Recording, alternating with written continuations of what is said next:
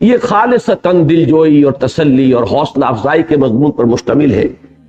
اور اس کی مثال بھی آپ کو ملے گی۔ یہاں فرمایا ان لک لاجرا غیر ممنون، اور پھر ہم رجوع کرتے ہیں سورۃ الضحیٰ کی طرف،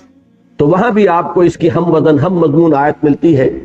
وَلَلْآخِرَةُ خَيْرٌ لَكَ مِنَ الْأُولَىٰ، اے نبی آپ کے لیے تو ہر آنے والی گھڑی پچھلی گھڑی سے بہتر ہے، آپ کے درجات بلند سے بلندر ہوتے چلے جائیں۔ یہ تھوڑا سا وقفہ جو وحی کے اندر آ گیا، اس سے ملول اور غمگین نہ ہو، بلکہ جیسے دن کی روشنی اور دن کی حرکت انسانی زندگی کے لیے ضروری ہے، اسی طرح رات کا سکون بھی ضروری ہے۔ تو پے بپے وحی کا آنا جو ہے وہ بھی آپ کے لیے مفید ہے، لیکن اس میں کچھ وقفہ جو ہے وہ بھی در حقیقت فطرت کا تقاضا ہے، اس کی اپنی حکمتیں ہیں جو اللہ تعالیٰ کے علم میں۔ چوتھی آیت، اس میں خطاب اصلاً منکرین سے ہے۔ اس میں جو فرمایا گیا فَسَتُبْصِرُ وَيُبْصِرُونَ بِأَيِّكُمُ الْمَفْتُونُ، ان قریب یہ بھی دیکھ لیں گے، آپ بھی دیکھ لیں گے، بلکہ اِنَّكَ لَعَلَىٰ خُلُقٍ عَظِيمٍ۔ چوتھی آیت یہ ہے، اے نبی صلی اللہ علیہ وسلم آپ تو اخلاق کی بہت بلندیوں پر فائز ہیں، بہت ہی اخلاق حسنہ۔ اس میں ظاہر بات ہے کہ حضور صلی اللہ علیہ وسلم سے خطاب کا رخ نہیں ہے، یہ بالواسطہ کل کی کل بات جو ہے کہی جا رہی ان لوگوں سے کہ ذرا پھر وہی کہ ذرا سوچو، غور کرو، کیا بات کہہ رہے ہو، اتنی متوازن شخصیت، ان کے اخلاق حسنہ، کیا کسی مجنون یا آصف زدہ شخص یا کسی پاگل شخص کا یہ اخلاق، یہ کردار، یہ متوازن شخصیت اس کی کبھی دیکھنے میں آئی ہے؟ اس کی بھی ایک مثال ہے جو سامنے رکھے، سورہ شعراء میں فرمایا گیا ہے هل انبئکم علی من تنزل الشیاطین، کیا میں تمہیں بتاؤں کہ کن پر شیطان نازل ہوتے ہیں؟ یعنی شیطان نازل ہوتے ہیں، جنات آتے ہیں، اور سرکش جنات جو ہیں وہ لوگوں کو ورغلاتے بھی ہیں، ان کے کانوں میں آ کر غلط پھونکے مارتے بھی ہیں، لیکن یہ ہے کہ وہ تو ہم جنس کے پاس آتے ہیں۔ شیاطین تو آئیں گے انہی لوگوں کے پاس کہ جو خود شیطنت کے حامل ہوں، ان کی اپنی شخصیتیں اور کردار جو ہے وہ اس بات کا ثبوت دینے والی ہوتی ہیں کہ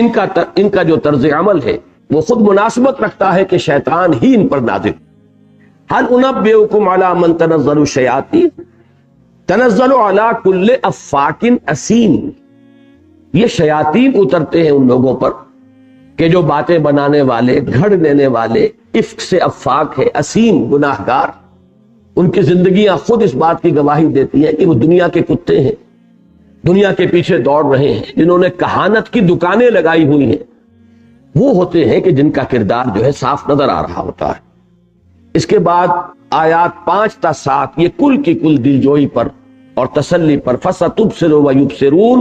بِأَيِّكُمُ الْمَفْتُونَ ان ربک هو اعلم بمن ضل عن سبیلہ وهو اعلم بالمہتدین۔ یہ تمام یہ تینوں آیات جو ہیں حضور کے لیے دلجوئی اور آپ کی تسلی کے مضمون پر مشتمل ہے۔ ہم نے جو سورہ حجر کی آیات کے حوالے سے اس کے پس منظر کو سمجھا ہے، آج میں ذرا سا اشارہ کر دینا چاہتا ہوں کہ اس سورہ مبارکہ کے آخر میں بھی یہ مضمون آیا ہے،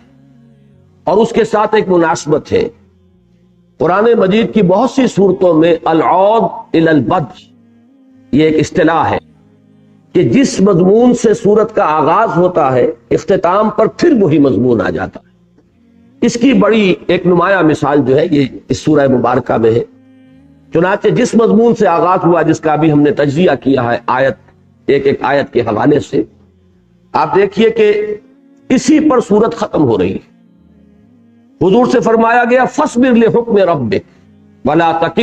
تکن کصاحب الحوت اذ نادى وهو مكظوم لولا ان تداركه نعمة من ربه لنبذ بالعراء وهو مذموم فاجتباه ربه فجعله من الصالحين۔ اے نبی صبر کیجئے اور انتظار کیجئے اپنے رب کے حکم کا، اور اس مچھلی والے کے مانند نہ ہو جائیے کہ جس نے ہمیں پکارا تھا جبکہ وہ صدمے کو اپنے اندر جھیل رہا تھا، گھونٹ رہا تھا، اور اگر اس کے رب نے اس کی دستگیری نہ کی ہوتی تو وہ تو ایک چٹیل میدان میں پھینک ہی دیا گیا تھا مذمت زدہ ہو کر۔ پھر اس کے رب نے اسے چن لیا، پسند فرما لیا، اسے اپنے صالح بندوں میں سے کر دیا۔ ان 3 آیات میں ذکر ہے حضرت یونس علیہ السلام کا، اور یہاں ان کے لیے صاحب الحوت کے الفاظ ہیں۔ سورہ انبیاء میں انہی کے لیے ذنون کا لفظ آیا، مچھلی والا، اور لفظ نون سے اس سورہ مبارکہ کا آغاز ہوا ہے۔ اس کی طرف تو میں نے اشارہ پچھلی مرتبہ کر دیا تھا۔ اب اگلی آیت دیکھیے، وَإِن يَكَادُ الَّذِينَ كَفَرُوا لَيُزْلِقُونَكَ بِأَبْصَارِهِمْ لَمَّا سَمِعُوا الذِّكْرَ وَيَقُولُونَ إِنَّهُ لَمَجْنُونٌ، یہ جو دوسری آیت میں آیا مَا أَنْتَ بِنِعْمَةِ رَبِّكَ بِمَجْنُونٍ، اسی پر لاسٹ بٹ 1 جو آیت ہے، آخری سے پہلی، وہ اسی پر مشتمل ہے۔ اور یہ لوگ تو تلے ہوئے اس پر ہے نبی صلی اللہ علیہ وسلم کہ یہ آپ کے قدموں کو ڈگمگا دیں اپنی نگاہوں سے، جس طرح گھور کر آپ کو دیکھتے ہیں۔ اور یہ جیسا کہ میں تفصیل سے جب اس مقام پر ہم پہنچیں گے عرض کروں گا، یہ بھی ہو سکتا ہے کہ یہ کاہنوں کے ذریعے سے یہ عمل کرایا گیا حضور کی قوت ارادی کو کچلنے کے لیے، جیسا کہ عام طور پر جو لوگ اس دکانداری کا دھندا کرتے ہیں، عملیات وغیرہ کا، اور اس کے ذریعے سے اپنی دکان چمکاتے ہیں، خصوصی نفسیاتی مشقیں کر کے وہ اپنی آنکھ میں ایک خاص چمک پیدا کرتے ہیں، اپنی قوت ارادی کو اپنی آنکھوں میں مجتمع کر کے، اور پھر کسی کو آنکھ لگانا اور آنکھ کے ذریعے سے اسے مغلوب کرنا، یہ ہمیشہ سے ایک رواج رہا ہے۔ تو گویا کہ یہ بھی ایک کوشش تھی جو حضور صلی اللہ علیہ وسلم کے خلاف ایک تدبیر کے طور پر آزمائی گئی، اس کا ذکر فرمایا گیا۔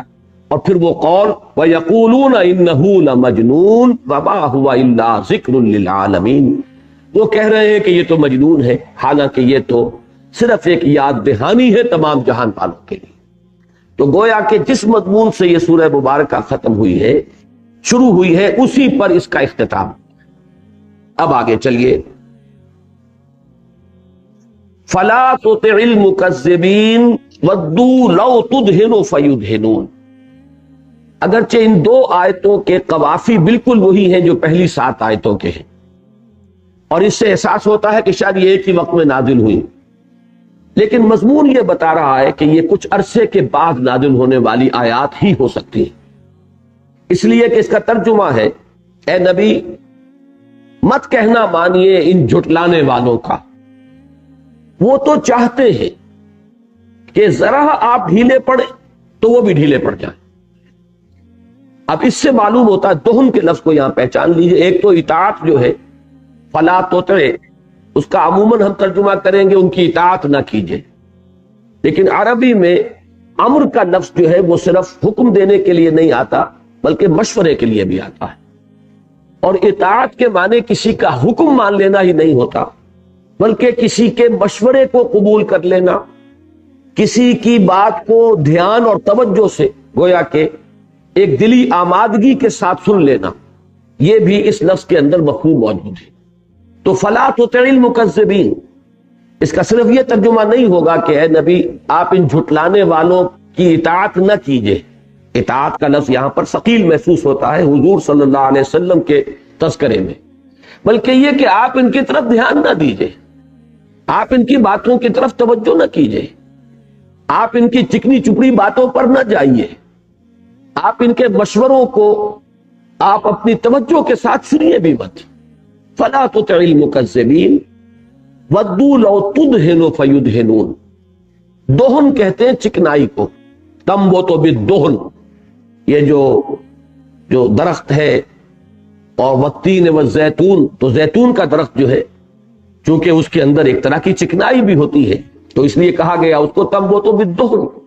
وہ درخت کے جو چکنائی لے کر پیدا ہوتا ہے، اس میں سے تیل نکلتا ہے۔ تو دہن جو ہے، اسی لیے لفظ میری زبان پر آ گیا، چکنی چپڑی باتیں، مداہنت اسے کہتے ہیں کہ آپ اپنی بات سے ذرا پیچھے ہٹ کر کسی دوسرے کی بات کو بظاہر قبول کر لیجئے تاکہ وہ فرکشن اور تصادم کی فضا جو ہے وہ ختم ہو جائے۔ یہ مختلف زبانوں میں اس کے لیے مختلف الفاظ آتے ہیں، اور یہاں پر ایک لفظ ذرا نوٹ کر لیجئے، ایک ہے مدارات، خاطر مدارات کے ساتھ ہم جس لفظ کا استعمال کرتے ہیں، خاطر مدارات، تواضع،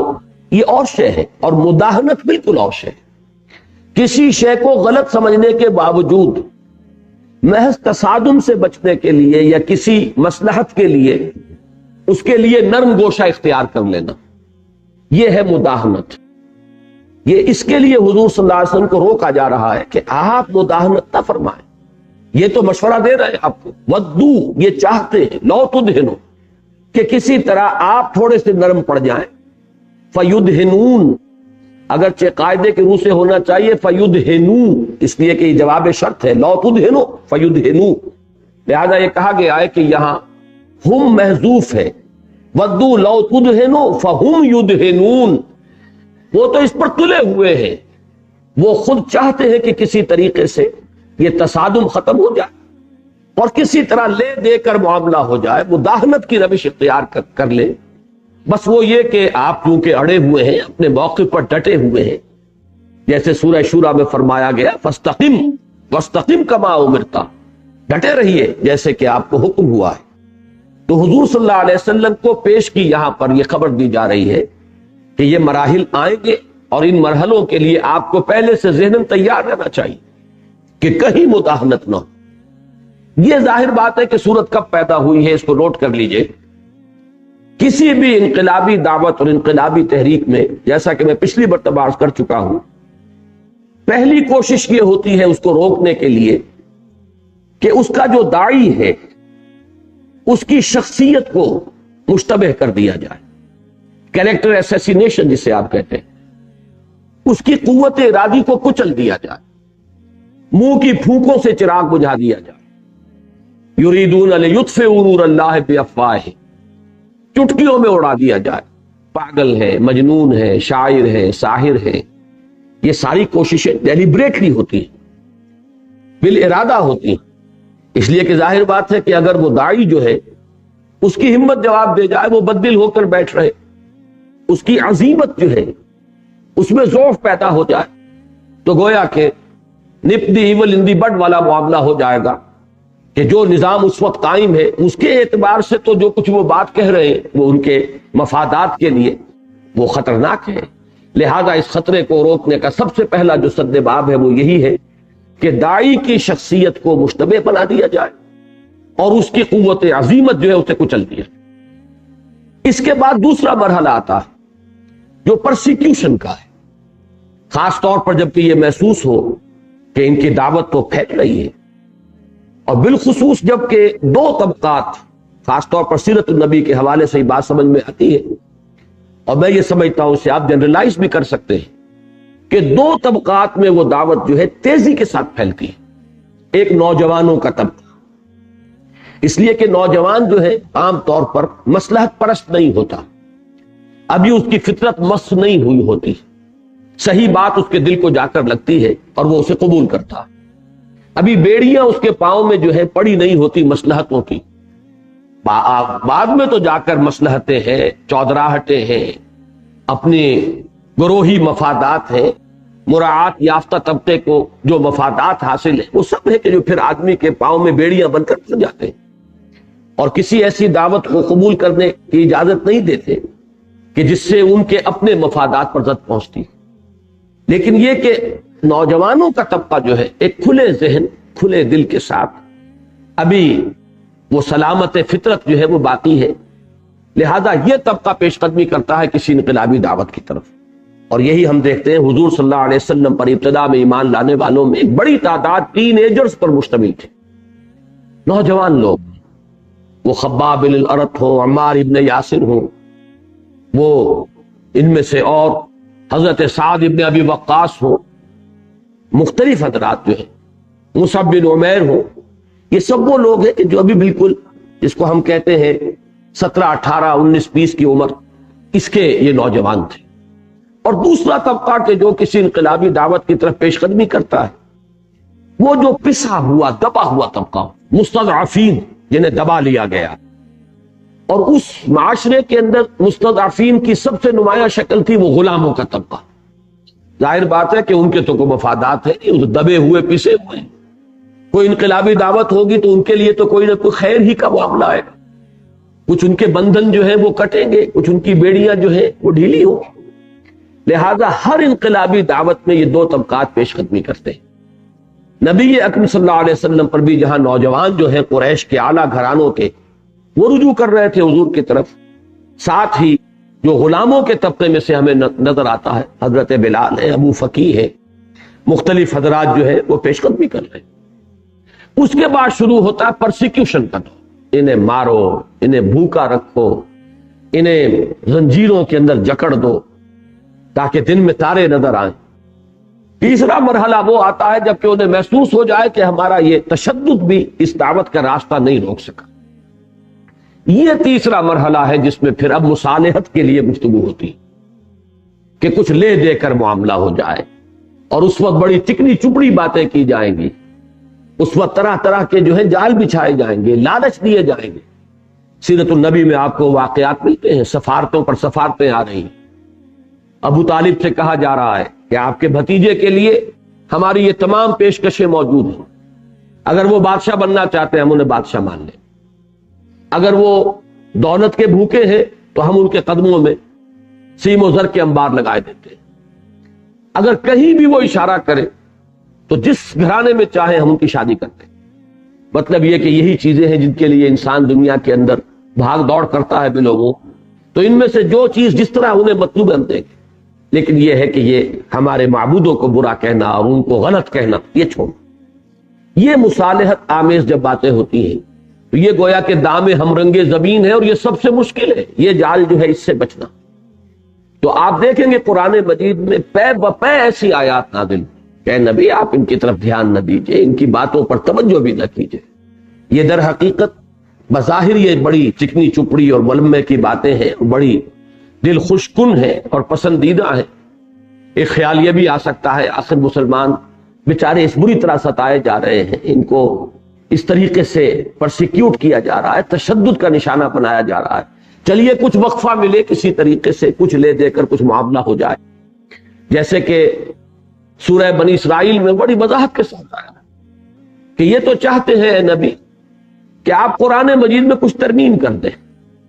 تو پھر جھگڑا ختم ہو جائے گا، آپ سے تو ان کی لڑائی ہے نہیں۔ وَلَوْلَا أَن ثَبَّتْنَاكَ لَقَدْ كِدتَّ تَرْكَنُ إِلَيْهِمْ شَيْئًا قَلِيلًا، اور اے نبی اگر ہم نے ہی آپ کو جمائے نہ رکھا ہوتا تو کوئی عجب نہیں کہ آپ ان کی طرف کچھ جھکی جاتے، طبیعت میں آمادگی پیدا ہوئی جاتی۔ اس لیے کہ جیسے بعد کے دور کا تصور کیجئے، اس وقت یہ ابتدائی دور کی بات نہیں، یہ جو سن 10 11 12 یہ جو 9 10 سے شروع ہو گیا تھا، وہ کس قدر دباؤ پڑ رہا تھا۔ اور پھر حضور صلی اللہ علیہ وسلم طائف گئے ہیں، اور وہاں سے بھی آپ کو معلوم ہے کہ بظاہر احوال دنیاوی اعتبار سے تو ناکامی کی طرح ہے، ادھر مکے میں داخلے کا امکان نہیں، اس لیے کہ قتل کا فیصلہ کیا جا چکا ہے۔ ان حالات میں جو دباؤ پڑ رہا تھا تو بربنائے طبع بشری ہو سکتا ہے کہ کبھی یہ خیال آپ کے دل میں آ ہی جاتا، یہ تو ہم نے اپنے آپ کے پائے ثبات کو جمائے رکھا ہے۔ وَلَوْلَا أَن ثَبَّتْنَاكَ لَقَدْ كِدتَّ تَرْكَنُ إِلَيْهِمْ شَيْئًا قَلِيلًا۔ تو جو بات اس حد تک پہنچنے والی تھی یہاں فرما دیا گیا اے نبی وَدُّوا لَوْ تُدْهِنُ فَيُدْهِنُونَ، یہ چاہتے ہیں کہ ذرا آپ ڈھیلے پڑے تو یہ بھی ڈھیلے پڑ جائیں گے، یہ بھی مصالحت کے لیے آمادہ ہو جائیں گے۔ لیکن یہ کہ آپ کی جو دعوت ہے اور آپ کا جو فرض منصبی ہے اس کے اعتبار سے اس کے بارے میں آپ قطعاً سوچئے بھی مت، یہاں تک کہ ان کی بات کبھی توجہ سے سنیے بھی مت۔ اب یہ آیات ہیں در حقیقت جن کے حوالے سے مضمون کا اگلا سرا جڑ رہا ہے۔ یہ کردار جیسا کہ میں نے پہلے عرض کیا تھا کہ جو نمایاں لوگ تھے اس وقت سرداران قریش میں سے، ان میں سے اس کردار کو اختیار کرنے والا مصالحت آمیز کردار، کچھ لے دے کر بات طے کر لینے کے لیے پیشکشیں اور اس کے لیے فرمائش، اس کے لیے سمجھانے کا انداز بڑے خلوص و اخلاص کے ساتھ خیر خواہی کے انداز میں، اس میں ولید بن مغیرہ جو ہے یہ ایک نمایاں کردار تھا۔ میں نے پچھلی مرتبہ عرض کیا تھا کہ حضور کے جو معاندین اور مخالفین تھے ان میں ایک تو بدترین کردار ابو لہب کا، اس کا تو قرآن مجید میں نام لے کر ذکر کیا گیا، پوری سورہ مبارکہ ہے تبت یدا ابی لہب وتب ما اغنی عنہ مالہ وما کسب سیصلی نارا ذات لہب وامرأتہ حمالۃ الحطب فی جیدہا حبل من مسد۔ 5 آیات پر مشتمل پوری سورہ مبارکہ وہ ابو لہب کے ذکر پر اور اس میں ضمن اس کی بیوی کا ذکر بھی، ام جمیل کا ذکر بھی موجود ہے. لیکن یہ کہ بالکل دوسری انتہا پر آپ کو نظر آئے گا ابو جہل کا کردار. ابو لہب میں سرے سے کوئی خوبی تھی ہی نہیں. وہ نہ صرف یہ کہ حضور کا انتہائی مخالف، انتہائی معاند، کھلم کھلا آپ کے خلاف کارروائیاں کرنے والا، بلکہ یہ کہ اس کے ساتھ ساتھ بزدل بھی اور اس کے ساتھ ساتھ بخیل بھی. بلکہ اپنے معاشرے میں وہ اس اعتبار سے بدنام تھا کہ چونکہ بیت اللہ کا جو بیت المال تھا وہ اس کی تحویل میں تھا، اس نے وہاں سے غزال زرعی چوری کر لیا تھا. جیسے ہمارے ہاں بعض اوقات ہو جاتا ہے، بعض لوگ بدنام ہو جاتے ہیں. کسی منسٹر کے ساتھ کسی زمانے میں چینی چور کا لفظ لگ گیا تھا. اسی طریقے سے اس معاشرے کے اندر بھی وہ مشہور تھا کہ اس نے چوری کی. بیت اللہ کا جو بھی خزانہ تھا اس میں سے اس نے غزال زرعی چرا لیا. ایک ہرن سونے کا بنا ہوا چھوٹا ہوگا مجسمہ جو کہیں چڑھاوے میں چڑھایا گیا اور وہ اس نے چرا لیا. تو یوں سمجھیے کہ ہر خیر سے خالی انسان یہ ابو لہب تھا. ویسے تو یہ کہ کفار میں اگر آپ شمار کریں گے تو دوسری انتہا پر ابو طالب آئیں گے، کیونکہ وہ بھی ایمان تو نہیں لائے. اس اعتبار سے اگر سپیکٹرم مکمل کرنا ہے ان کا کہ جو حضور پر ایمان نہیں لائے، ان میں بدترین شخص ابو لہب اور بہترین شخص ابو طالب، کہ اگرچہ وہ ایمان تو نہیں لائے لیکن یہ کہ حضور کے پشت پناہ رہے، سپورٹر رہے، مددگار رہے. بس یہ کہ وہی جو ایک عرب کی ایک روایتی قسم کی اکڑ تھی اور انانیت تھی وہی آڑے آ گئی. آخری وقت میں بھی حضور نے فرمایا ہے کہ چچا جان میرے کان میں کلمہ شہادت پڑھ دیجیے تاکہ میں اللہ کے یہاں گواہی دے سکوں. لیکن یہ کہ اس وقت بھی الفاظ یہ تھے، یہ وہ ہے ایک خاص مزاج جو ہے عرب کا، انانیت والا مزاج، کہ بھتیجے میں جانتا ہوں کہ تیرا دین سب سے بہتر دین، لیکن میں یہ نہیں چاہتا کہ عرب کی عورتیں بعد میں تانے دیں کہ ابو طالب موت سے ڈر گیا. یعنی اگر میں پہلے ایمان لے آیا ہوتا تو بات اور تھی. اب موت سامنے کھڑی ہے تو عرب کی عورتیں یہ تانا دیں گی کہ وہ پہلے ایمان نہیں لایا تھا، مرتے وقت موت سے ڈر کر ایمان لے. یہ میں نہیں برداشت کر سکتا. بہرحال اگر تو اسپیکٹرم مکمل کریں گے کہ جو بھی اسلام کی سرحد سے باہر رہ گئے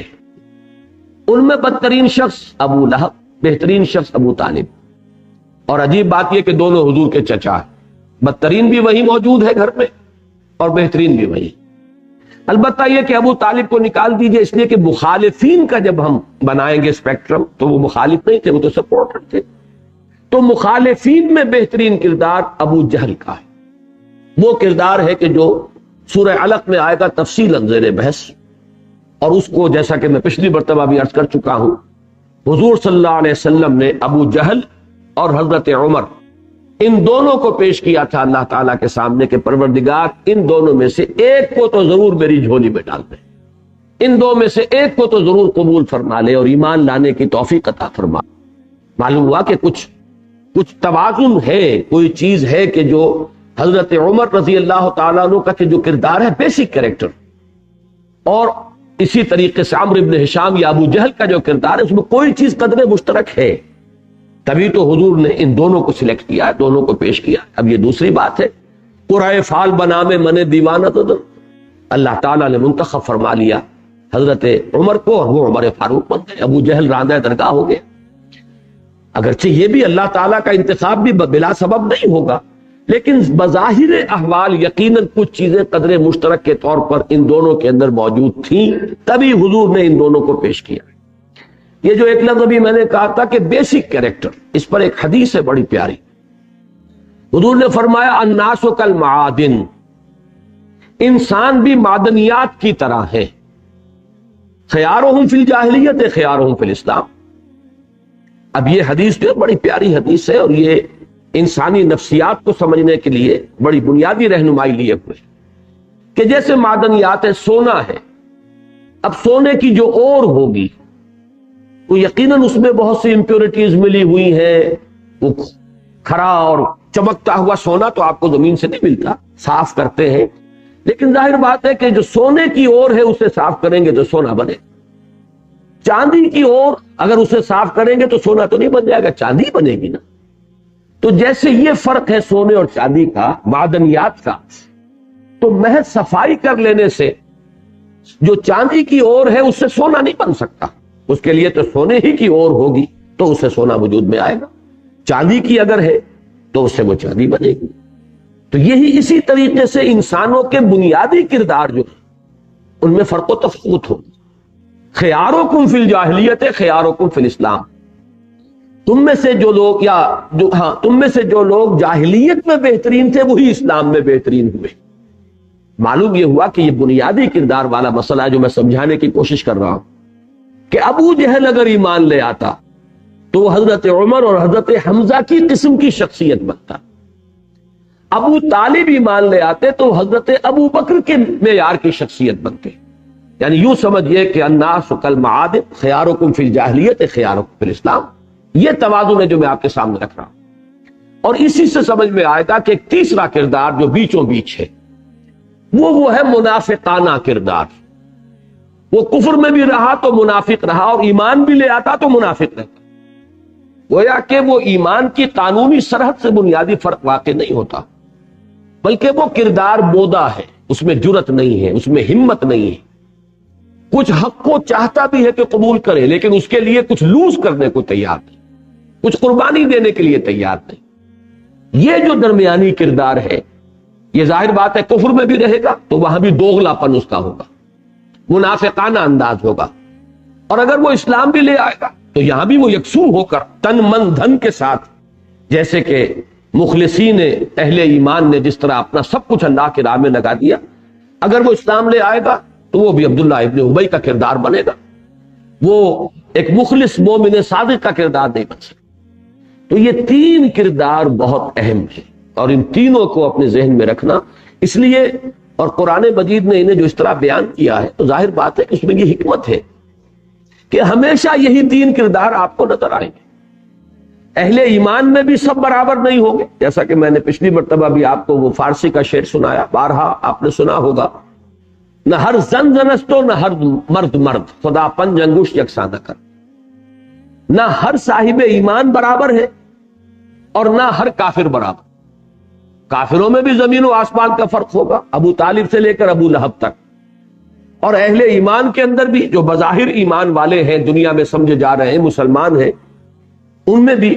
ابو بکر سے لے کر عبداللہ ابن ابی تک کا آپ کو جو فرق و تفاوت ہے وہ مل جائے گا، اور یہ کردار ہمیشہ رہے گا، یہ کبھی نہیں بدلتے۔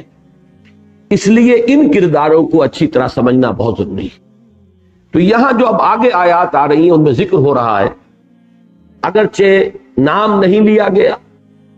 اور یہ صرف ابو لہب کا معاملہ ہے کہ نام لے کر اس کا تذکرہ ہوا، ابو جہل کا بھی نام نہیں آیا، لیکن اکثر محققین کا اور اکثر ہمارے سلف کا اتفاق ہے کہ یہاں جس کردار کا ذکر ہو رہا ہے وہ ولید بن مغیرہ کا ہے۔ اگرچہ ایک رائے اخنس بن شریق کے بارے میں بھی آئی ہے لیکن وہ کم لوگوں کی رائے ہے، اکثر و بیشتر کی رائے ولید بن مغیرہ کی۔ پھر سورہ مدثر میں ذرنی ومن خلقت وحیدا وجعلت له مالا ممدودا، اس میں تو بالکل اجماع ہے کہ وہ ولید بن مغیرہ کا کردار ہے۔ اور یہاں آپ دیکھیں گے کہ جتنا غضب بھڑک رہا ہے اس کردار پر اللہ، اتنا غضب جو ہے نہ ابو جہل پر بھڑکا ہے نہ کسی اور۔ ٹھیک ہے ابو لہب کا تذکرہ جو ہے وہ ہو گیا ہے،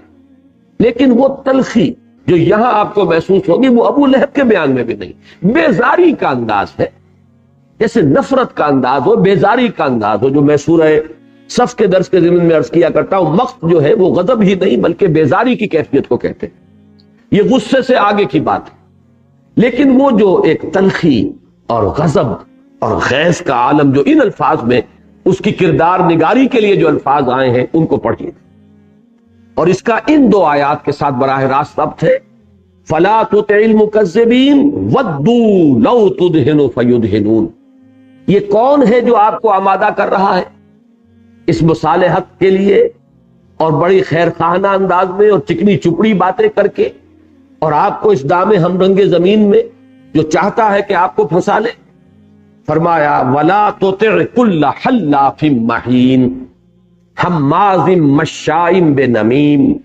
مَّنَّاعٍ لِّلْخَيْرِ مُعْتَدٍ أَثِيمٍ عُتُلٍّ بَعْدَ ذَلِكَ زَنِيمٍ أَن كَانَ ذَا مَالٍ وَبَنِينَ إِذَا تُتْلَىٰ عَلَيْهِ آيَاتُنَا قَالَ أَسَاطِيرُ الْأَوَّلِينَ۔ سنسمہ علی الخرطوم،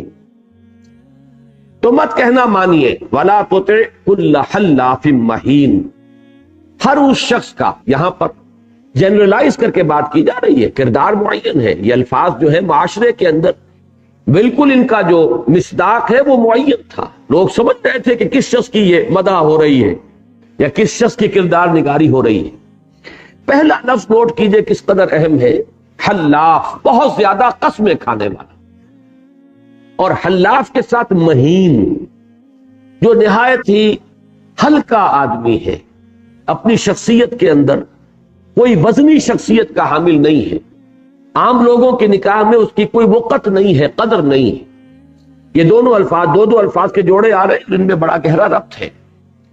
حلاف زیادہ قسمیں کھانے والا، بہت حلف اٹھانے والا، اور آپ کو یاد آ گیا ہوگا کہ منافقین کی بھی سب سے بڑی صفت قرآن میں یہی بیان ہوئی کہ وہ قسموں کو اپنے لیے ڈھال بناتے تھے۔ اتخذوا ایمانہم جنۃ فصدوا عن سبیل اللہ، انہوں نے اپنی قسموں کو ڈھال بنا لیا، اور یہ قسم کا سہارا وہی لیتا ہے اور وہی شخص اس کو ڈھال بناتا ہے جسے یہ احساس ہو گیا ہو کہ میری بات کا اعتبار نہیں رہا، لوگ مجھ پر اعتماد نہیں کرتے، ورنہ جو شخص خود اعتمادی کا حامل شخص ہو وہ قسم نہیں کھاتا، بات کرتا ہے سیدھی سیدھی۔ یہ زیادہ قسمیں کھانا در حقیقت ایک شخص کے ہلکے ہونے کی علامت ہے، اور گویا کہ اس میں غمازی ہوتی ہے اس بات کی کہ اسے خود یہ احساس ہے کہ میرا اگر سمپل سٹیٹمنٹ ہوگا بغیر قسم اور حلف کے تو لوگ اسے مانیں گے ہی نہیں، تو اپنی شخصیت کے اس ہلکے پن کو کمپنسیٹ کرتا ہے قسموں کے ذریعے سے۔ تو حلاف کے لفظ سے بات شروع کی جا رہی ہے، اور میں نے چونکہ اسے قرار دیا ہے کہ یہ کفر میں منافق تھا، اور جبکہ جن کو ہم منافق کہتے ہیں وہ اسلام میں منافق تھے، صرف ایک حد فاصل تھی، قانونی اسلام کی ایک حد، ایک پالا کھینچا ہوا تھا، ورنہ کردار بالکل ایک ہے، ادھر کا منافق ادھر کا منافق،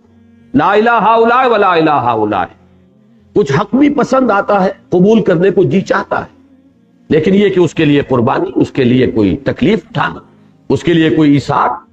اس کے لیے تن من دھن کی بازی لگا دینا، اس کے لیے آدمی تیار ہے۔ یہی نفاق ہے کہ جو اسلام کے دائرے کے اندر تھا، اور یہی وہ کردار ہے کہ جو یہاں باہر والوں کے اندر ولید بن مغیرہ کا، بہت زیادہ قسمیں کھانے والا، مہین۔ مہین کے بارے میں عام طور پر گمان ہوتا ہے کہ شاید یہ ہون سے ہے، جس سے لفظ مہین قرآن مجید میں آیا ہے بار بار۔ مہین کہتے اہانت آمیز، ذلیل کر دینے والا، رسوا کن، عذاب مہین، وہ عذاب کہ جو رسوا کن ہے، ذلیل و خوار کر دینے والا ہے۔ لیکن نوٹ کر لیجئے یہ مہین ہے میم کے زبر کے ساتھ، یہ فعیل کے وزن پر صفت مشبہ ہے، مہین، اور اس کا مادہ ہون نہیں ہے، مہانہ۔ مہانہ کہتے ہیں حقارت، کسی کا حقیر ہونا، کسی کا بہت ہی بے وقت ہونا۔ تو اگرچہ مفہوم میں تو یہ دونوں قریب ہیں، مہین کے معنی بھی رسوا کر دینے والا، لیکن یہ کہ مادے ان دونوں کے بالکل مختلف ہیں۔ تو فرمایا وَلَا تُطِعْ كُلَّ حَلَّافٍ مَّهِينٍ، اس کی یہ دو صفات ایک بریکٹ کر کے ایک آیت میں آئی، اور دونوں میں جو ربط ہے وہ میں بیان کر چکا ہوں۔ حماز مشاء بنمیم، حماز بنا ہے حمز سے، حمز کے معنی ہے تانا زنی کرنا، جو آدمی خود جو ہے ہلکا ہو اپنے مزاج میں، وہ دوسروں کی عزت کے بھی ہر وقت در پہ رہتا،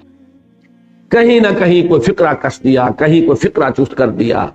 کسی کی عیب جوئی کر دی، کسی کی کسی کمزوری کے اوپر اشارہ کر دیا۔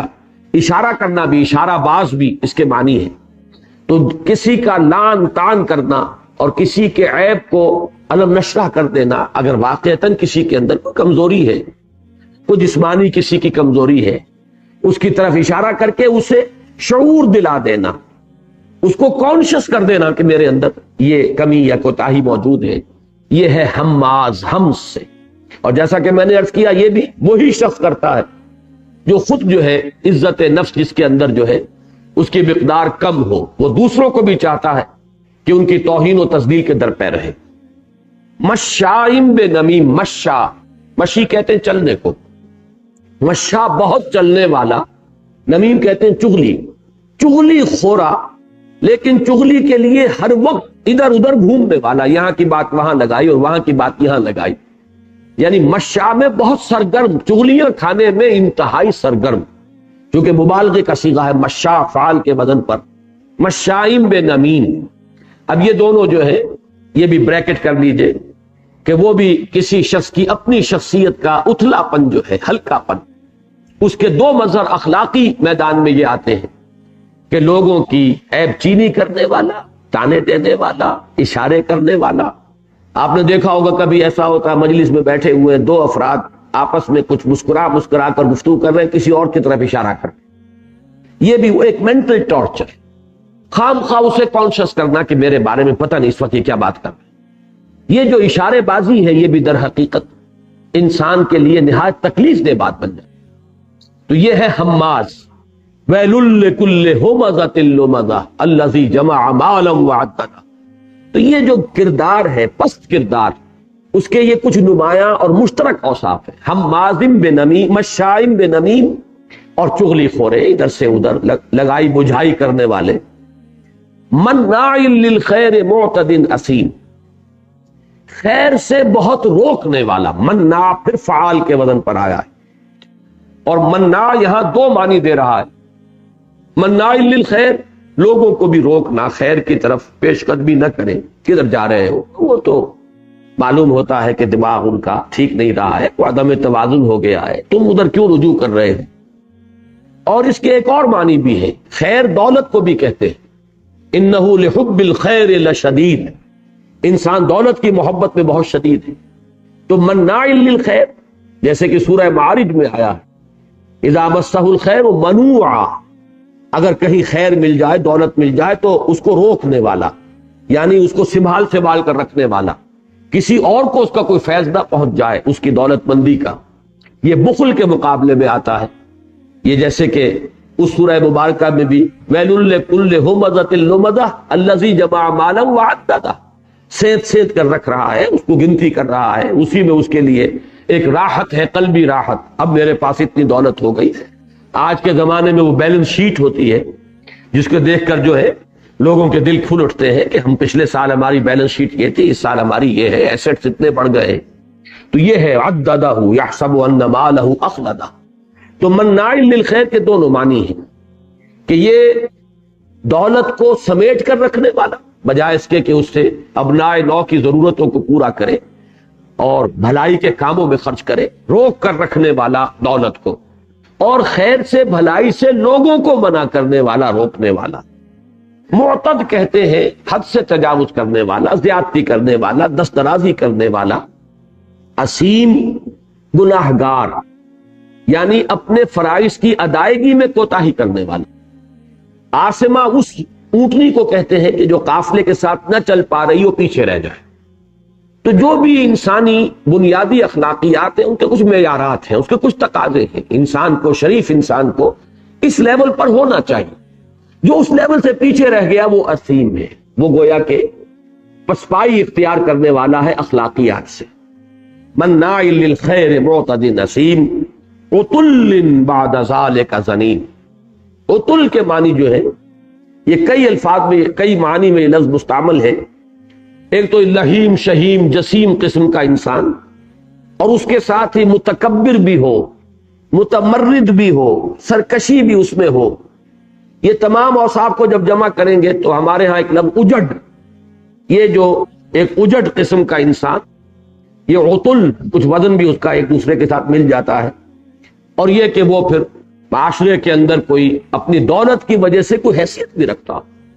یہ شخص جو ہے عتل بعد ذالک زنیم۔ ابھی سب کے بعد مطلب یہ کہ یہ اوصاف تو اس میں ہے ہی، ان سب سے اوور اینڈ ابو دیٹ مزید یہ کہ بدنام شخص۔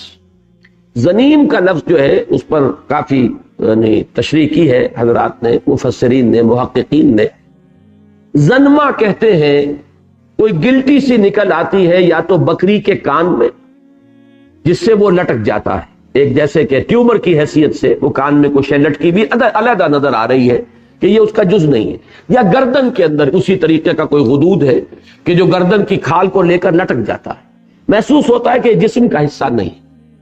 تو اسی طریقے سے زنیم اس شخص کو کہتے تھے کہ جس کا نسب جو ہے وہ مشکوک ہو، وہ کسی خاندان کا فرد نہ ہو اگرچہ وہ اس میں شامل کیا گیا، جو کسی کے نسب میں داخل ہو گیا، تو اس کے لیے اب ہمارے ہاں جو لفظ ہے، اب وہ ولد الزنا اسے کہیں، حرامی کہیں، وہ تمام الفاظ مختلف ہیں کہ جو استعمال ہیں، زنین اس کو کہتے ہیں اس معاشرے میں۔ اور ولید بن مغیرہ کے بارے میں یہ کہا جاتا ہے کہ اس کے باپ نے اس کو اپنا بیٹا کافی عرصے تک تسلیم نہیں کیا تھا، بالآخر پھر اس نے مان لیا کہ ہاں یہ میرا ہی بیٹا ہے۔ اس اعتبار سے اس معاشرے کے اندر اس کی ایک شہرت یہ بھی تھی کہ یہ زنین ہے۔ یہ تمام الفاظ، اس کے بعد فرمایا ان کان ذا مال و بنین، اس بنیاد پر یہ ان در حقیقت فائدہ دے رہا لے ان، بسبب اس کے کہ وہ مال والا ہے اور بیٹوں والا ہے، صاحب اولاد ہے، اور یہی دو چیزیں اس معاشرے کے اندر عزت کی بنیاد تھی۔ آج تو ایک چیز تو نکل گئی ہے، اب اولاد کی جو ہے زیادہ اہمیت نہیں رہی، صرف دولت ہی دولت جو ہے وہ عزت کی بنیاد ہمارے معاشرے میں رہ گئی ہے۔ لیکن قبائلی معاشرہ آج بھی جہاں ہوگا تو بیٹے جس کے ہوں کئی، اس کی ایک عزت ہے، اس کے پاس گویا کہ بازو ہے، اس لیے کہ وہاں تو اپنی عزت کا دفاع کرنا ہوتا ہے۔ سیٹلڈ سیویلائزیشن میں تو یہ چیزیں پولیس، پرچہ، تھانہ، یہ وہ 100 قسم کے تحفظات جو ہے وہ انسان کو حاصل ہو جاتے ہیں، لیکن وہ جو ابتدائی تمدن کا اسٹیج ہوتی ہے اس میں تو ہر ایک کو اپنی عزت کی حفاظت خود کرنی ہوتی ہے، تو جس کے پاس بازو نہ ہو وہ گویا کہ خطرے میں ہوتی ہے اس کی عزت ہر وقت۔ تو بیٹوں والا ان کان ذا مال و بنین اذا تتلی علیہ آیاتنا قال اساطیر الاولین، جب اس پر ہماری آیات تلاوت کی جاتی ہیں تو کہتا ہے یہ پچھلی ہے کہانیاں، لکھی ہوئی چیزیں ہیں۔ اساطیر اسطورہ سے بنا ہے، وہ سطر ہی سے، وما یسترون، یہ پہلے کی لکھی ہوئی چیزیں ہیں، وہاں سے ہی یہ لے کر نقل کر رہے ہیں۔ اساطیر الاولین سنسمہ علی الخرطوم، ہم عنقریب داغیں گے اس کی ناک پر۔ خرطوم کہتے ہیں سونڈ کو، یہ جو ہاتھی کی ناک ہے سونڈ، یہ بھی گویا کہ سخت حقارت کے ساتھ اس کی ناک کو کہا جا رہا ہے خرطوم۔ ہو سکتا ہے ناک ہو بھی بڑی سی، پکوڑا سی، تو ممکن ہے کہ اس کی وجہ سے لفظ استعمال کیا گیا ہو، لیکن بہرحال یہ کہ یہاں بھی ایک حقارت اور استحقار کا انداز ہے۔ سنسمہ علی الخرطوم، ہم اس کی ناک پر داغیں۔ ترجمہ تو ہو گیا، الفاظ کے معنی بھی میں نے آپ کے سامنے بیان کر دیے۔ اب یہاں چند چیزیں سمجھنے کی ہیں۔ ایک تو یہ کہ یہ ایک کردار ہے، اور اس کردار کا تعلق فلا تطع المکذبین ودوا لو تدہن فیدہنون، اور اس کی اس تفصیل کے ساتھ جو یہاں پر نقشہ کشی کی گئی ہے اس سے اندازہ ہوتا ہے کہ یہ کردار اللہ کو کتنا ناپسند ہے۔ چونکہ ظاہری باتیں ہوتی ہیں چکنی چپڑی، ملمہ شدہ باتیں، بظاہر بڑی خیر خواہی کی بات، اگر تو وار ہو رہا ہو کھلم کھلا مقابلے کے اندر تو اس سے حفاظت کر لینا آسان ہے۔ لیکن جہاں یہ ویلڈ قسم کا معاملہ ہو رہا ہو، نقاب پوشی کے ساتھ کام کیا جا رہا ہو، اور جڑیں کاٹی جا رہی ہوں میٹھی چھری بن کر، جہاں زہر دے کر مارنے کے بجائے گویا کہ گڑ دے کر مارنے کا پروگرام ہو، وہاں ہے کہ جہاں سب سے زیادہ ضرورت ہے کہ اس کردار کو ننگا کر دیا جائے۔ یہ ہے جس کی وجہ سے کہ اس قدر قرآن مجید کے اندر یہ الفاظ استعمال ہوئے ہیں، اور پورا گویا کہ ایک شخص کی کردار نگاری کرتے ہوئے اسے بالکل ننگا کر دیا۔ اس میں ایک رہنمائی ہے، وہ رہنمائی ان لوگوں کے لیے ہے، جیسے کہ میں نے پچھلی مرتبہ عرض کیا تھا، قرآن مجید کو پڑھتے ہوئے، خصوصاً ان ابتدائی صورتوں کو پڑھتے ہوئے ہمیں سمجھنا چاہیے کہ ایک دعوت اور ایک تحریک، اور دعوت اسلامی اور تحریک اسلامی، پھر اس کے آغاز کے ادوار، جو آغاز کا جو دور ہے اس میں کس قسم کے مسائل سے سابقہ پیش آیا۔ ابتدائی آیات میں بات سامنے آئی کہ پہلا کام یہی ہوتا ہے کہ جو بھی اس کا داعی ہے، جو بھی آگے آیا ہے، نمایاں ہوا ہے، جو اس دعوت کو لے کر کھڑا ہوا ہے، پہلے تو یہ کہ اس کی کریکٹر ایسیسینیشن اور اس کی قوت ارادی کو کچل دیا۔ یہ ہمیشہ ہوگا، ہمیشہ ہوا، اگرچہ نسبت خاک راب عالم پاک، ظاہر بات ہے کہ کہاں ہم، کہاں محمد الرسول اللہ صلی اللہ علیہ وسلم، لیکن ظاہر بات ہے کہ ہمارے لیے بھی تو رہنمائی آپ ہی کے ساتھ میں ہے۔ لقد کان لکم فی رسول اللہ اسوۃ حسنہ، کہاں جائیں گے اپنے لیے نمونہ تلاش کرنے کے لیے؟ اس کے حوالے سے یہ عرض کر رہا ہوں کہ اس کا کوئی تھوڑا سا مزہ میں نے چکھا تھا۔ آپ کو یاد ہوگا جس زمانے میں میری کریکٹر ایسیسینیشن اس معاشرے میں اور پورے اخبارات کے اندر ان کو تو چھوڑ دیجئے کہ جو سوشلسٹ قسم کے یا مغربیت زدہ اباحیت پسند خواتین کے حلقے اور جو اس قسم کے اخبارات تھے جن میں وہ کارٹون بھی بنے اور نہ معلوم کیا کیا میرے بارے میں کہا گیا the most hated person among the educated ladies of Pakistan, educated women of Pakistan, اس قسم کے کیپشن وہ تو چھوڑیے۔ جو ٹرسٹ کے اخبارات تھے ان میں جب عبد القادر حسن جیسے کالم نگاروں نے، اور ایک دوسرے صاحب فوت ہو چکے ہیں، مقبول جہانگیر، جب انہوں نے، اللہ انہیں معاف کرے، جب ان لوگوں نے انتہائی رقیق قسم کے کالم لکھے، اور مجھے یہ معلوم ہوا کہ ایک ہمارے ہاں کے معروف ادیب ہیں اور اس وقت ایک بڑے عہدے پر بھی ہیں وہ، اس وقت انہیں خاص طور پر ایک نیا عہدہ آفر کیا گیا ایک خاص ادارے میں کہ ہم ایک نیا عہدہ جو ہے ایڈیشنل ڈائریکٹر کا وہاں پر آپ کے لیے کریٹ کرتے ہیں، آپ آ جائیے، اس کو قبول کیجیے۔ انہوں نے پوچھا کرنا کیا ہے، جبکہ وہ ادارہ اتنا سا ہے، اس میں ایک ڈائریکٹر موجود ہے، کام کر رہے ہیں، تو کام کیا کرنا ہے؟ کہا گیا کہ ڈاکٹر اسرار کا راستہ روکتا ہے۔ باضابطہ انہوں نے خود مجھے وہ واقع، اور پھر یہ فرمایا کہ انہوں نے یہ کہا کہ میں نے کہا کانوں کو ہاتھ لگایا کہ مجھے یہ کام نہیں کرنا ہے، اور پھر وہ ملک چھوڑ کر ہی چلے گئے تھے کچھ عرصے کے لیے باہر، بعد میں پھر واپس آئے، اب وہ ہمارے ہاں ایک خاص ادارے میں ایک بڑے عہدے پر فائز ہیں۔ تو یہ ہوتا ہے کسی اس وقت کا جو نظام ہے اس کی طرف سے پہلی کوشش راستہ روکنے کی، اور اس کا یہی ہے کہ کردار کشی ہو، کریکٹر اسیسینیشن ہو، ان کے بارے میں ایسی باتیں کی جائے۔ تو اس کا کچھ مزہ، اور ظاہر بات ہے وہ جو میں نے کہا ہے ملول و غمگین ہونے کی کیفیت، تو مجھے کچھ تھوڑی سی اس وقت وہ کیفیت کا احساس ہوا تھا کہ نبی اکرم صلی اللہ علیہ وسلم کی جو اس وقت کیفیت تھی وہ کیا تھی،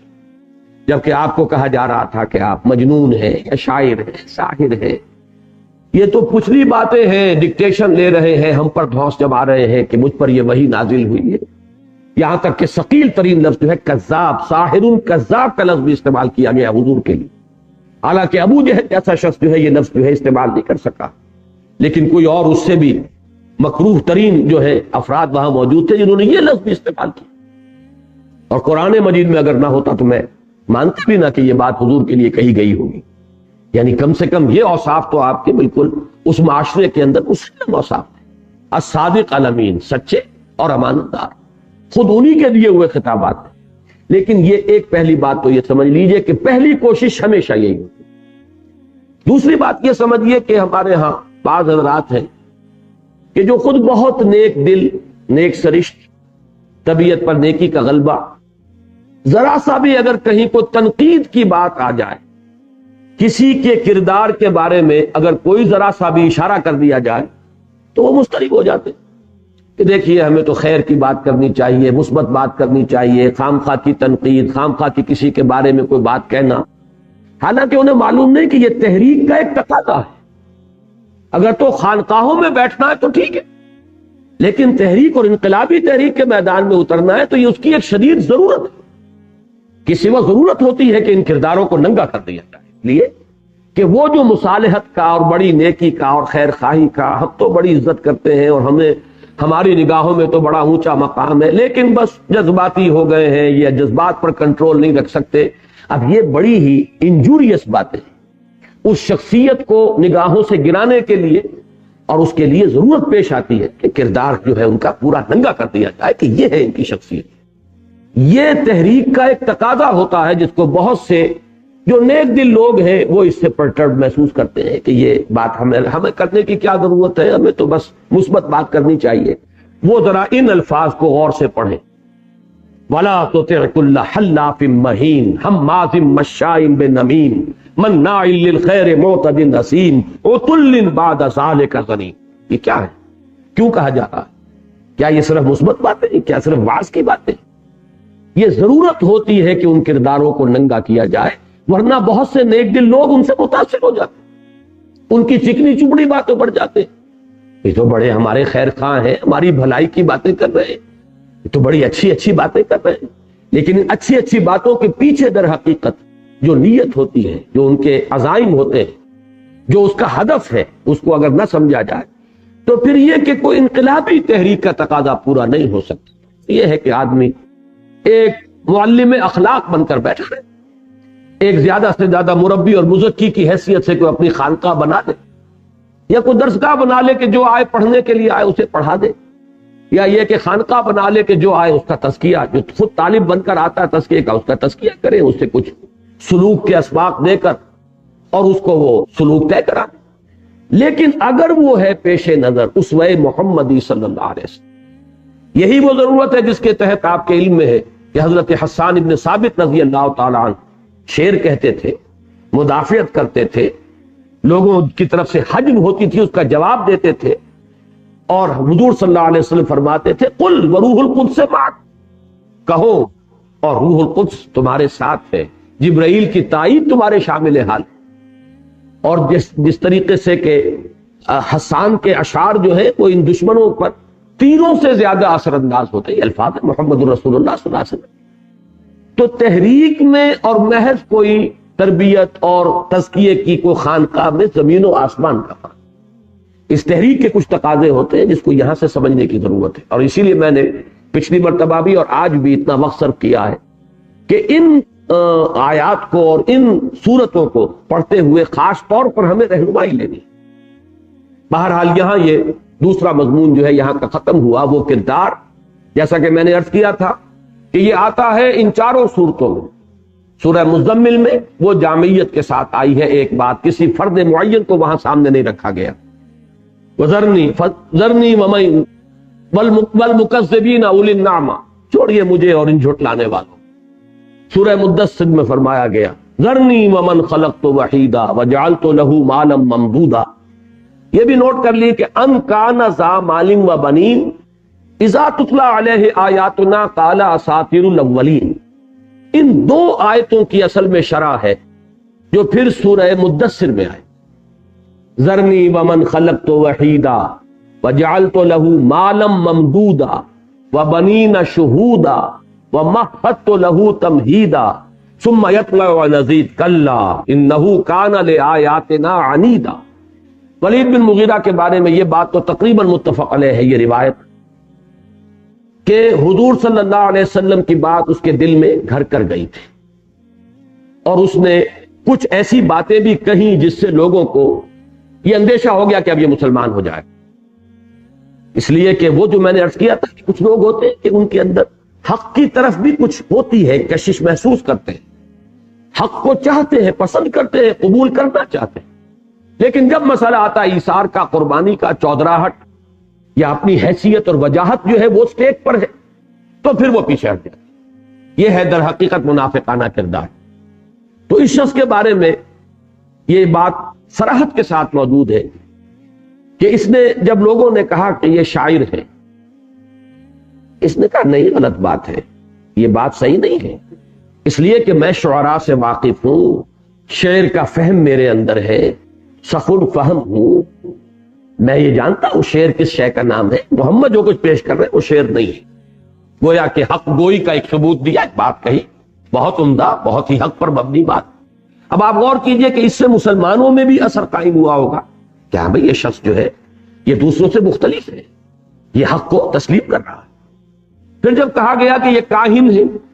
یہ آپ کو سورہ حاقہ میں یہ چیزیں مل جائیں گی، جبکہ وہاں ان دونوں ہی چیزوں کا ذکر کیا گیا ہے کہ یہ قول شاعر نہیں ہے، قول نہیں ہے، قول کاہن نہیں ہے، قلیلا ما تؤمنون قلیلا ما تذکرون، یہ آگے آ جائے۔ جب کہا گیا انہوں نے کہا نہیں، غلط بات ہے، یہ کہانت نہیں ہے، کاہنوں سے میرے تعلقات ہیں، میری دوستیاں ہیں، میں بہت سے کاہنوں سے واقف ہوں، ان کا کردار بھی میں جانتا ہوں، وہ جو کچھ ذومانی قسم کی باتیں کرتے ہیں ان کا کلام بھی میں جانتا ہوں۔ محمد جو کچھ پیش کر رہے ہیں نہ ان کا کردار کاہنوں والا، نہ جو کچھ وہ پیش کر رہے ہیں وہ کاہنوں کا کلام کے ساتھ کوئی مناسب۔ اب اندیشہ ہوا کہ یہ تو مسلمان ہو جائے، کھلبلی مچ گئی، تھا بہت بڑا چودھری، دولت تھی بہت، اس کی بڑی جائیداد مکے میں بھی تھی اور طائف میں بھی تھی، دونوں میں اس کی ایک حیثیت تھی۔ تو اب جو کھلبلی مچی اور اسے اندیشہ ہوا کہ میری قوم میرے خلاف ہو جائے، تب اب اس نے وہ اباؤٹ ٹرن کیا، پھر ڈرامہ کیا اس نے باقاعدہ۔ اچھا میں سوچتا ہوں کہ یہ کیا ہے، شاعر تو یہ نہیں ہے، کاہن بھی نہیں ہے، اب وہاں سے تو پیچھے مڑنا ممکن نہیں تھا، اس لیے کہ وہ بات تسلیم کر چکا تھا۔ اس کا نقشہ کھینچا گیا، انہ فکر وقدر فقتل کیف قدر ثم قتل کیف قدر ثم نظر ثم عبس وبصر، یہ سارا ایک ڈرامہ ہے جو کر رہا ہے، غور کر رہا ہے، ہاں یوں نہیں ہے سوچ کے پھر آخری بات یہ کیا کہی، ان ھذا الا قول البشر، ان ھذا الا سحر یؤثر، یہ جادو ہے جو چلا آ رہا ہے، پچھلی باتیں ہیں منقول ہوئی چلی آ رہی ہیں، قول بشر ہے، یہ قول خدا نہیں ہے، یہ کلام الہی نہیں ہے جو محمد پیش کر رہے ہیں۔ یہ پورا نقشہ جو ہے جو ان دو آیتوں میں یہاں گویا کہ اس کا جو لب لباب ہے وہ بیان کر دیا گیا، یہ پورا ایک ڈرامہ جو اس نے کیا ہے، ان کان ذا مال و بنین، سبب یہ بنا ہے اس کے انکار کا، یہ بیٹے اور یہ دولت اور یہ وجاہت اور یہ مال، یہ جائیداد، یہ پاؤں میں بیڑی بن گئے۔ اذا تتلی علیہ آیاتنا قال اساطیر الاولین، جب آیات اس کو پڑھ کر سنائی گئی تو اس نے کہا کہ یہ تو وہی پچھلوں کی منقول چیزیں ہیں، چلی آ رہی ہیں۔ ان ھذا الا سحر یؤثر ان ھذا الا قول البشر سأصلیہ سقر وما ادراک ما سقر لا تبقی ولا تذر۔ پھر وہ اللہ تعالیٰ کا غضب جو ہے وہاں پر دوسرے الفاظ میں ظاہر ہوا ہے۔ تو یہ ہے ولید بن مغیرہ کا کردار، اور اس سے جو جنرلائز کر کے سبق حاصل کرنا ہے کہ یہ بیچ بچولیے جو ہوتے ہیں، کوئی بھی انقلابی دعوت ہے، ایک لوگ وہ ہیں کہ جو کھل کر سامنے آتے ہیں، ایک وہ ہیں کہ جو ڈٹ کر قبول کرتے ہیں، تو پھر ہر باد آباد کی شان کے ساتھ، ہر باد آباد ماں کشتی درا انداختے، اب جو ہو سو ہو، ہم نے تو اپنی کشتی جو ہے دریا میں ڈال دی، اب یہ کشتی اگر تیرے گی تو ہم تیریں گے، اور یہ اگر ڈوبے گی تو ہم ڈوبیں گے۔ اب ہم نے اپنے آپ کو، اپنے لیے کوئی تحفظ جو ہے وہ تلاش نہیں کرنا۔ ان دونوں کے درمیان یہ کردار ہوتا ہے، یہ منافقانہ کردار ہے، چاہے وہ پالے کے ادھر رہ گئے ہوں جیسے کہ ولید بن مغیرہ ہے، اور چاہے وہ پالا کراس کر کے اندر آ جائیں، تو پھر وہ مسلمانوں کے اندر بھی وہ ایک نفاق کا جو ہے برس اس کا بوٹا لگاتے ہیں۔ سنسمہ علی الخرطوم، ہم اس کی ناک پر داغیں گے۔ انا بلوناہم کما بلونا اصحاب الجنہ۔ اب یہ تیسرا مضمون جو میں نے عرض کیا تھا کہ سورہ علق میں بھی وہاں ترتیب ذرا بدل گئی ہے، ابتدائی 5 آیات کے فوراً بعد قیامت اور آخرت کا ذکر آیا ہے۔ اقرا بسم ربک الذی خلق خلق الانسان من علق اقرا وربک الاکرم الذی علم بالقلم علم الانسان ما لم یعلم۔ 5 آیات ابتدائی پہلی وہی، اس کے بعد 3 آیات کلا ان الانسان لیطغی ان رآہ استغنی ان الی ربک الرجع۔ پورا فلسفہ جو ہے ایمان بالآخرہ کا اس میں موجود ہے کہ انسان کی اخلاقی زندگی کے لیے ایمان بالآخرہ لازمی ہے۔ انسان کے لیے کوئی اخلاقی رویہ ممکن نہیں ہے جب تک کہ وہ آخرت کو نہ مانے۔ اس کو یوں سمجھ لیجئے، جیسا کہ میں نے ایمان سے متعلق مباحث میں تفصیلاً بیان کیا ہے، اور خاص طور پر جو ہمارے منتخب نصاب میں سورہ آل عمران کی آخری رکوع کی جو 6 آیات شامل ہیں ان کے ضمن میں، کہ جہاں تک تو اللہ تعالی کی ذات اور اس کی صفات ایمان باللہ کا تعلق ہے، قرآن مجید کسی منطقی دلیل سے اس کا اس بات نہیں کرتا۔ وہ تو نشانیاں ہیں کائنات میں، ان فی خلق السماوات والارض واختلاف اللیل والنہار لآیات لقوم یعقلون لأولی الالباب، یہ نشانیاں ہیں۔ نشانی کو دیکھو کوئی یاد آ جائے گا، بس وہ یاد، یہ جو اللہ کا ایمان ہے اور معرفت ہے اللہ کی، وہ تو انسان کے اپنے اندر سے ابھرتا ہے، منطق سے نہیں منوایا جا سکتا اللہ کی ذات کو۔ منطق تو یہاں پر آ کر گھٹنے ٹیک دے گی، اور منطق بلکہ لوہا لوہے کو کاٹتا ہے، منطقی دلیل دیں گے تو منطقی دلیل ہی اسے کاٹ دے گی۔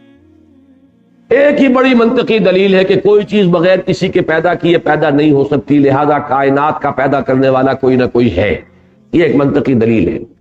لیکن اس کو کاٹ دیتی ہے پھر اگلی دلیل کہ پھر اس کا پیدا کرنے والا کون ہے؟ اگر وہ خود بغیر کسی کے پیدا کیے پیدا ہوا تو پھر یہی دلیل آپ کائنات کے لیے کیوں نہیں مان لیتے کہ یہ بھی بغیر کسی کے پیدا کیے پیدا ہو سکتا؟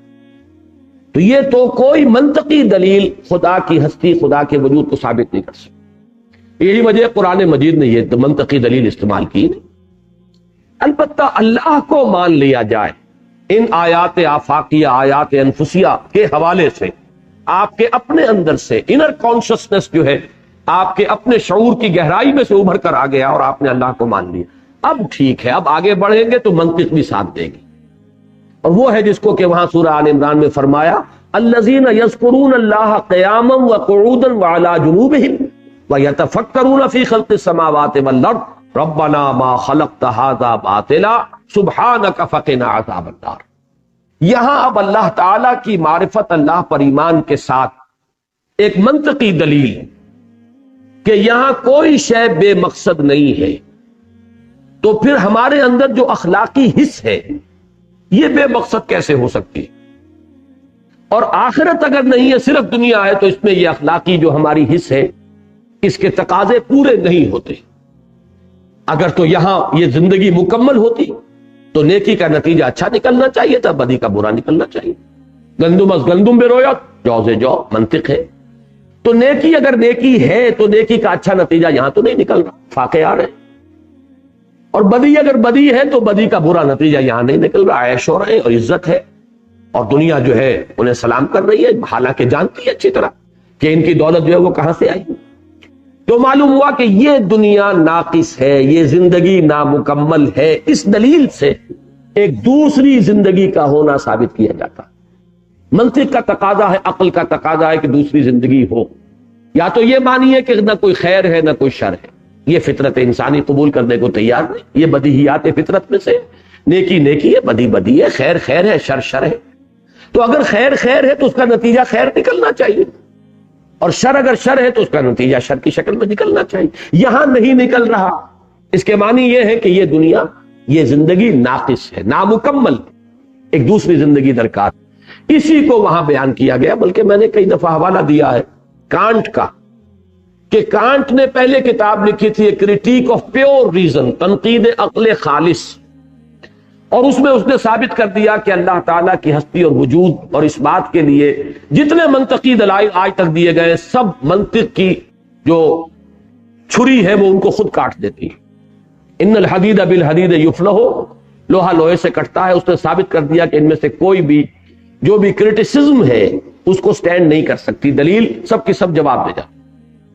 تو ایک کھلبلی مچ گئی پوری دنیا کے اندر، عیسائی دنیا میں۔ ظاہر بات ہے کہ اس وقت تک ابھی عیسائیت اتنی کمزور نہیں تھی، مذہب کے ساتھ لوگوں کا لگاؤ ابھی اتنا کمزور نہیں پڑا تھا، شور مچ گئے۔ جس کی ایک مثال ہمارے ہاں جب علامہ اقبال نے نظم لکھی ہے شکوہ، تو ایک شور مچ گیا تھا کہ یہ کیا باتیں کہ ایسی ایسی گستاخی کی باتیں اللہ کی جناب۔ لیکن یہ کہ پھر جواب شکوہ لکھا تو ہم لوگ ٹھنڈے ہو گئے کہ در حقیقت یہ تو ذہنوں کو بیدار کرنے کا ایک ذریعہ تھا، تاکہ لوگ جو ہے وہ جواب شکوہ کے لیے ذہناً آمادہ ہو، اور خود جو ان کے اوپر جو الزام آتا ہے اللہ کی طرف سے اس کو سمجھے۔ بعین ہی یہی یا تو جان بوجھ کر اس نے کیا، یا یہ کہ جو مخالفت ہوئی تو اس سے ڈر کر پھر اس نے دوسری کتاب لکھی کریٹیک آف پریکٹیکل ریزن۔ اب اس میں اس نے ثابت کیا کہ نہیں، اللہ کو مانے بغیر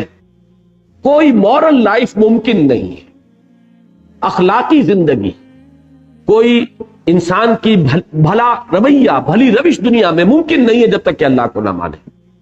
اس کو کہا گیا ہے، یہ مورل آرگومنٹ ہے for the existence of God. تو اس میں یہ سمجھ لیجئے کہ قرآن مجید نے اس آرگومنٹ کو وجود باری تعالیٰ کے لیے استعمال نہیں کیا، لیکن اس بات آخرت کے لیے استعمال کیا کہ کوئی اخلاقی زندگی ممکن نہیں ہے، انسان کا اخلاقی رویہ ممکن نہیں ہے، کوئی اساس نہیں اخلاقیات کے لیے جب تک کہ آخرت کو انسان تسلیم کرے۔ اس کو 3 آیات میں کہا گیا سورہ علق میں، کلا ان الانسان لیطغی، انسان سرکشی پر، تمرد پر، تعدی پر، دست درازی پر آمادہ ہو ہی جاتا ہے۔ کیوں ہو جاتا ہے؟ الراہ استغنا، کہ دیکھتا ہے اپنے تئیں آزاد، کوئی پکڑ نہیں ہوتی اس دنیا میں، کوئی پکڑ نہیں۔ فزیکل لا جو ہے، قانون طبعی یہاں پر پوری طرح آپریٹو ہے، نافذ ہے۔ انگارہ ہاتھ میں لیں گے ہاتھ جل جائے گا، انگارہ اگر کہیں زبان پر رکھیں گے زبان جل جائے گی، یہ تو آپریٹو ہے۔ لیکن مورل لا یہاں آپریٹو نہیں ہے۔ آپ جھوٹ بولتے ہیں کچھ نہیں ہوتا، زبان میں چھالا بھی نہیں پڑا، کوئی تکلیف نہیں۔ حرام خوری کر رہے ہیں، کوئی آپ کو تکلیف نہیں ہوئی، خوب رچ پچ گیا، انسان جو ہے اس کو ہضم کر رہا ہے، اور دنیا میں جیسا کہ میں نے عرض کیا اسے عزت مل رہی۔ تو یہ مورل لا جو ہے یہ اس دنیا کے اندر چونکہ آپریٹو نہیں ہے، بدلہ نہیں ملتا، لہذا انسان سرکشی میں، تعدی میں، ظلم میں، جھوٹ میں، عدوان میں بڑھتا چلا جاتا۔ اب اس کے لیے ایک ہی شے ہے، انر ریسٹرینٹ جب تک نہ ہو، اندر سے کوئی شے روکنے والی نہ ہو۔ ہم نے یہ کیا ہے، پولیس ہے، عدالت ہے، سزائیں ہیں، تعزیرات ہیں، لیکن یہ بالکل ان ایفیکٹو نظام ہے۔ پہلے تو مجرم پکڑا جائے، جرم اس پر ثابت ہو، وہ کلا بھی موجود ہے جو جرح کر کے اچھے سے اچھے گواہ کو جو ہے وہ گرا دیں گے۔ پھر یہ کہ عدالت بھی ہو سکتی ہے کہ کرپٹ ہو،